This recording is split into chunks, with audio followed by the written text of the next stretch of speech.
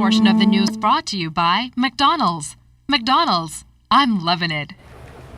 Haitian couple 61-year-old Wilson Louis and 53-year-old Suzanne Louis appeared in the South Street Magistrates Court before Magistrate Andrew Forbes today to answer to 2 counts of possession of drugs with intent to supply linked to that drug seizure on Monday. The foreigners are accused of possessing 37.5 pounds of marijuana and a half pound of cocaine. The drugs were uncovered at the couple's Balls Alley home off Shirley Street after officers from the Drug Enforcement Unit, acting on intelligence, executed a search warrant there. The drugs have an estimated street value of $42,000. In court, the couple, who were not represented by legal counsel, both pleaded not guilty through their interpreter. Mrs. Louis also tried to explain to the court that the drugs were not found in her house. Now, following the arraignment, both defendants wanted to know if they were headed home. However, due to the nature of the charges, they were remanded to prison. They returned to court in October for trial. The government taking steps to address the core issues in the legal system in an effort to making it more efficient and promote swift justice. During recent debate on the Jurors Amendment Bill, the National Security Minister gave an indication of the changes that will be necessary in order to make that happen. We get that story from Fern Carey. An expanded jury pool that includes family islanders will help to address the ongoing challenge of finding sufficient jurors to sit on criminal trials moving forward. That's according to National Security Minister Dr. Bernard Nottage. During recent debate on the Jurors Amendment Bill, Dr. Nottage noted that amendments to the Juries Act will pave the way for that to happen while addressing core issues in the legal system. Crimes are not only committed in New Providence. And what is wrong with having family islanders become part of the active citizenry of our country? They ought not to be excused from serving on juries because they live in a place with a smaller population, Mr. Speaker.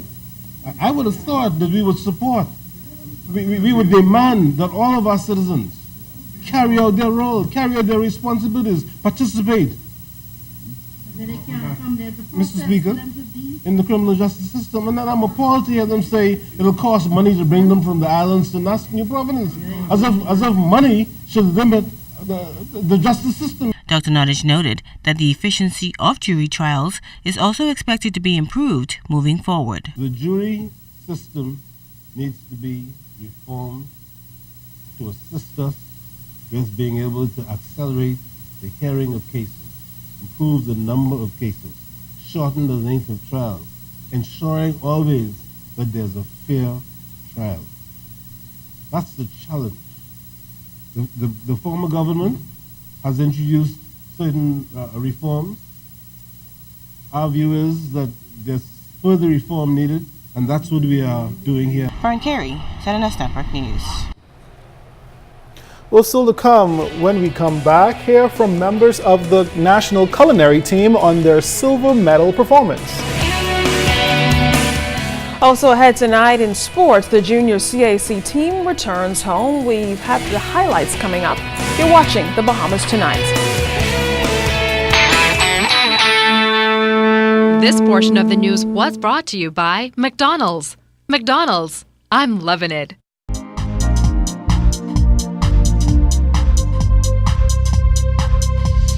This is your Royal Fidelity Business News. I'm Sieska Adderley.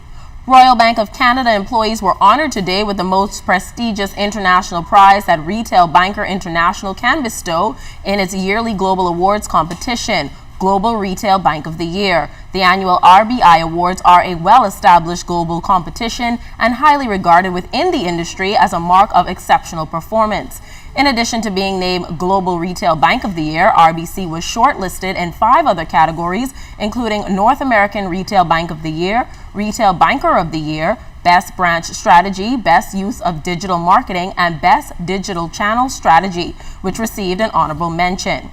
In other business news, the Department of Cooperative Development, in conjunction with the Bahamas Cooperative League Limited, will be hosting a cooperative business plan competition. Officials are targeting people who are interested in starting cooperatives in the following areas: organic farming, tourism and service-based business, energy-based businesses, value-added products, fly fishing entrepreneurs, landscaping, artisan, construction, and vocational tradesmen. Winners in the various categories will be required to use the prize money as seed capital to start a cooperative. First place prize, $5,000. Second place prize, $3,000. And third place prize, $2,000. Winners of the competition will be announced on September 12th. And in international news, Nike is ending a 13-year deal to manufacture Manchester United's football kit. In a statement, the American sportswear company said the terms that were on offer for a renewed contract did not represent good value for Nike's shareholders. It is thought that either Germany's Adidas or Warrior will replace them. This has been your Royal Fidelity Business News. I'm C.S. Scatterly.